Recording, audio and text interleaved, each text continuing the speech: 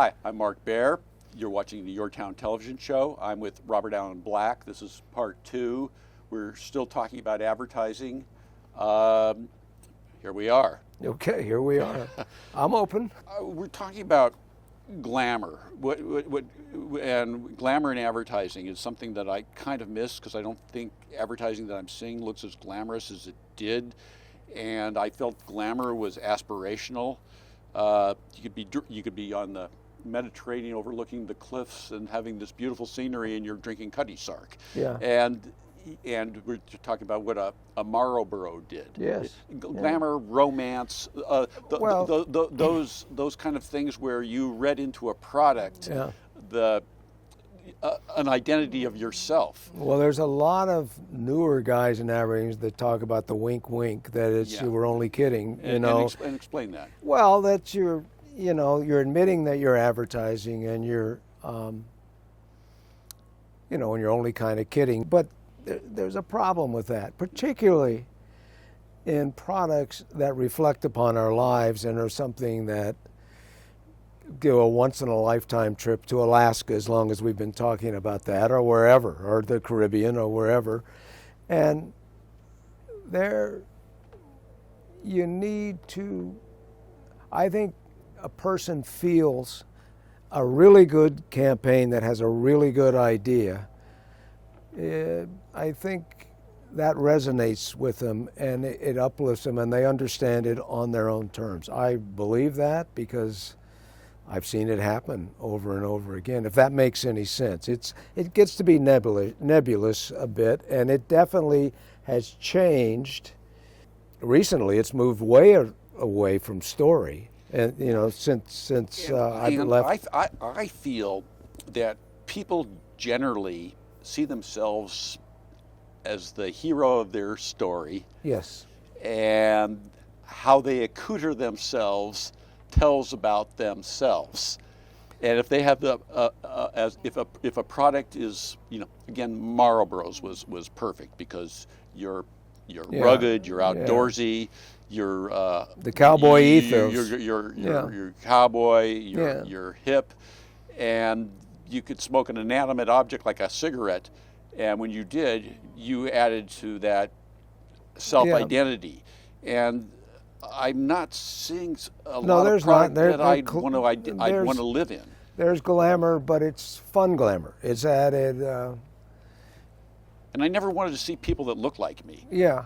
Necessarily. Well, I think that's changed, clearly. I mean, that's totally changed. Yeah. Sometimes I feel like in a pitch meeting that the creators are being very clever, but you're not going to remember the product 5 minutes later.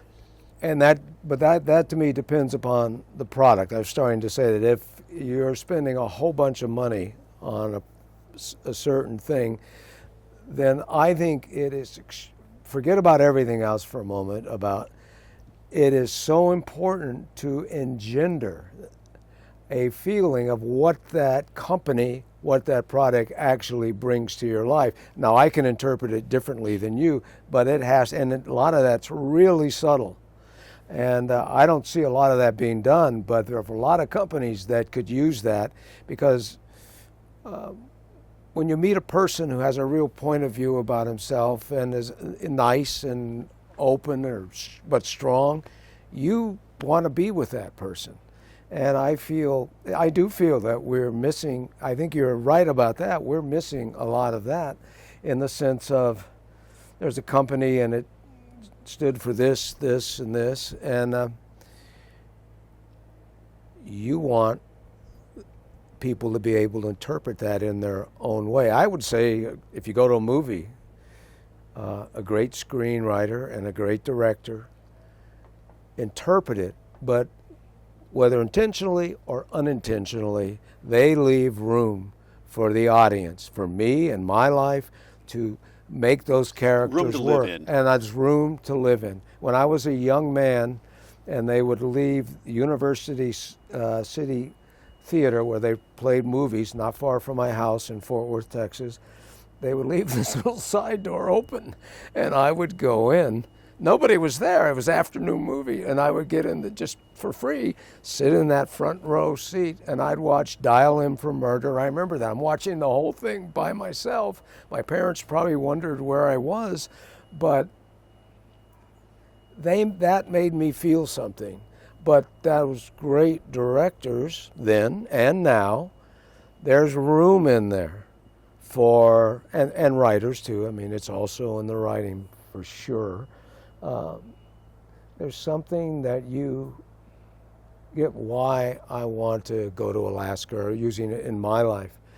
I got Kasky Stinnett, who I knew. I'd been to his island off of Maine for lobsters once when I was pretty young in the early 80s, and I was doing print ads, and the basic idea of Alaska is once you've gone to Alaska, you never come all the way back, which has been my feeling every time I go, and I've gone many times. I had Kasky Stinnett's. I wrote it, but supposedly he did. He was, once you've got... We never actually used that except there, but that was our motivation. That was always our motivation, was the whole feeling, once you've gone to Alaska, you never come all the way back. And hopefully it's true. And it is true. Yeah. So I mean, I went there. That's how I felt. And that's how a tagline that's not right is wrong. Is wrong. Yeah. But you don't.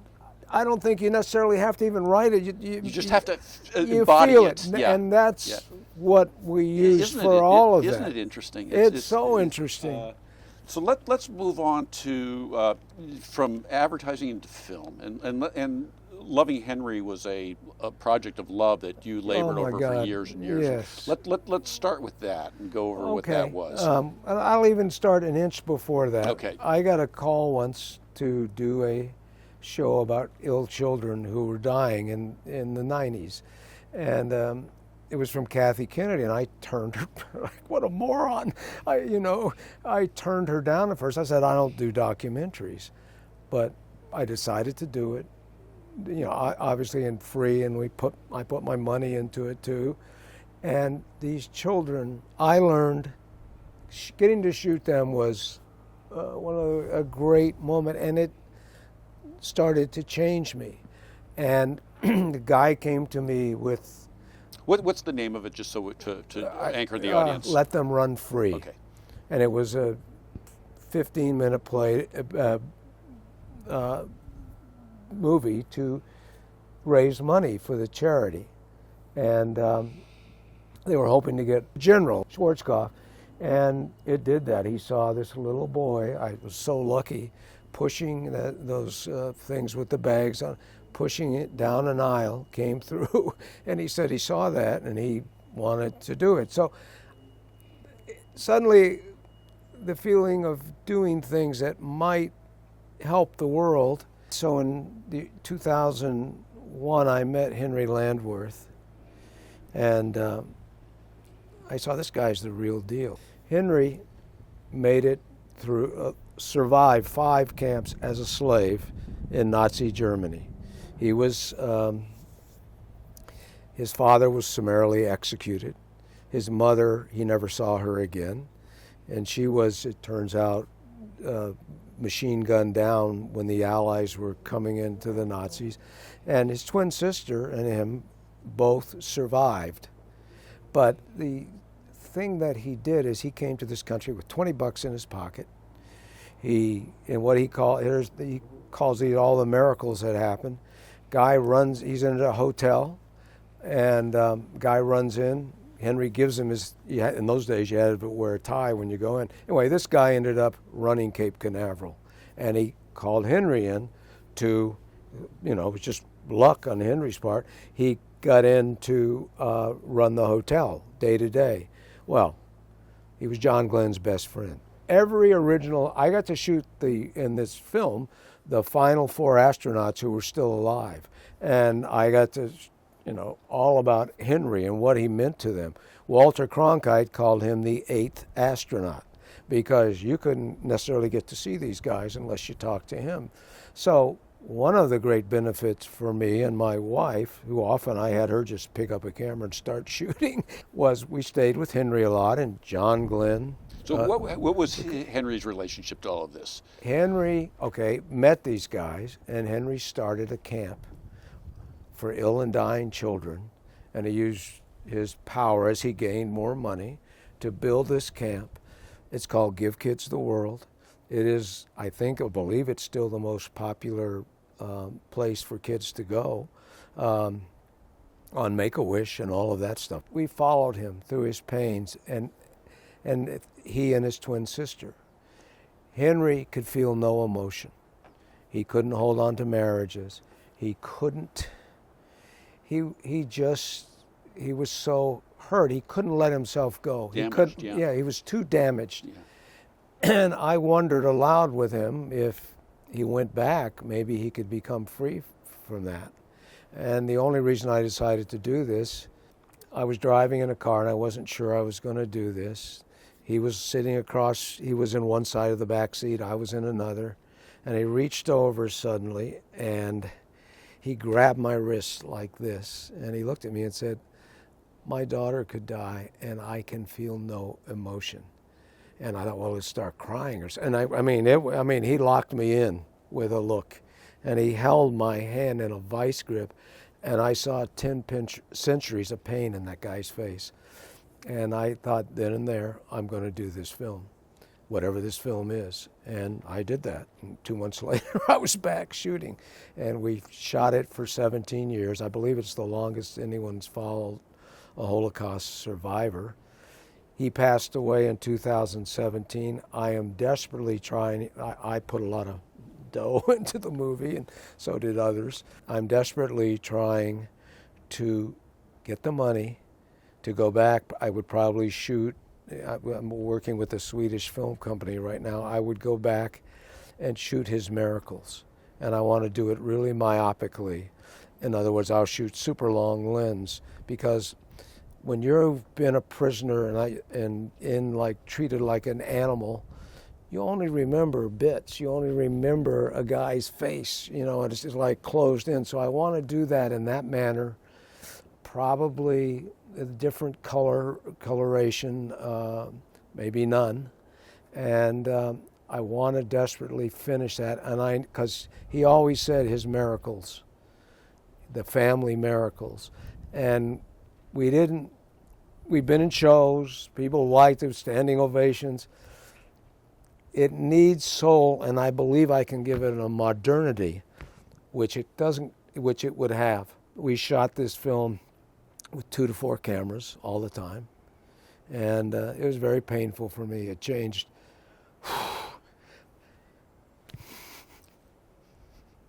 Yeah, so this is... Changed my life. Yeah, so this is a real unraveling. So you've had to go through this experience. Oh, God. Where does it sit in terms of completion? Well, we have the editor's a Hall of Fame editor. I've certainly been, all sorts of stuff.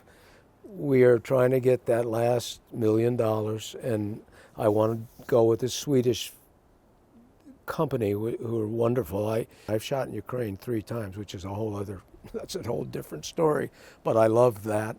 And I want to,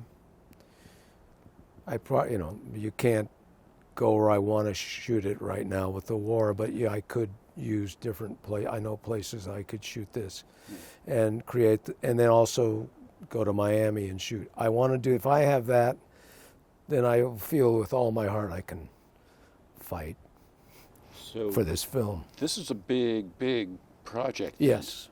So this has become half your life's work. In a way. It's become. Wow. And do you think it could have been done any different way than you've done it to get anywhere that's important? I would never have done it differently. Yeah, I wouldn't have done it differently. Because this is, to get to spend time with the astronauts and spend this man, sometimes just, like I said, Trish and I, and Henry and Linda, and then maybe one of the astronauts was there with his wife. You see things about someone that you don't. I now open the film with a shot of Henry that's completely out of focus, because he can't feel emotion like the rest of us can. he would suddenly one morning, you've got to, I feel this thing come to me, you know, and he wanted to start talking. I couldn't even get the camera in focus, so he's out of focus. So, but it's so cool. I'm starting the film with that now because the man is actually out of focus but talking. You can hear what he says. So he's unfreezing. Yes. I do want to have the miracles in. I think in the culture we have now, with all of the hate, I do want to say that here is a guy who miraculously made it through this stuff and had these miracles, which are, it's hard to imagine what they were. Henry is a guy who once brought a kid from Israel who was ill and dying with a kid from an Arab country who was also ill and dying, and their families. They didn't speak to each other on the way over. They got to Florida, it's in Orlando. They got together there, and guess what? They flew back as friends.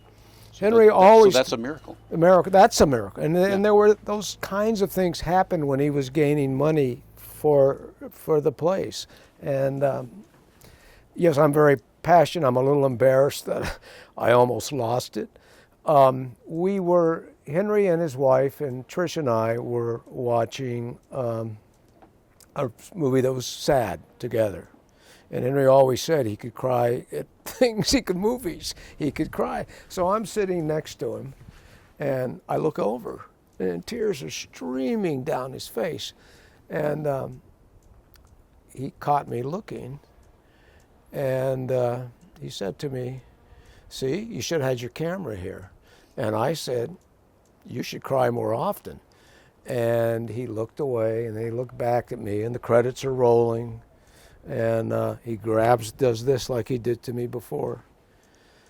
And I knew he would never cry on camera, and he would never cry for me any way except jointly watching a sad movie. So again, that's why I want it out. I want, if I can do an inch, a half inch, to bring this country in particular, but the hate that exists, particularly, well, it doesn't matter when, you know, it has to stop.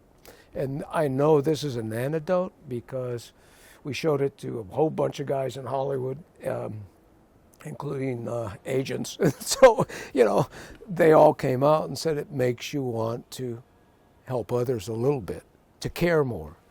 And we don't care enough. And so this will exist someday. Well, it's going to exist soon. I'm gonna get back fighting. Honestly, I got down that all the commercial success I could have, and that this thing that I wanted so passionately didn't happen. So yeah, I mean, it was hurtful. It really, really, honestly, I've never told anyone this like this, but yeah, it hurt. It hurts. We were at the Nashville Film Festival, and all these people were watching. And they all leap up out of their hands and start out of their chairs, and their hands come together. And so yeah, I want to do a lot of things, but I want to get this damn thing finished. And I love Henry so much. I was at his burial service, Jewish burial service, shoveling dirt onto his coffin, and I just thought, so man, you have responsibility. I have a responsibility. I think we'll end it there.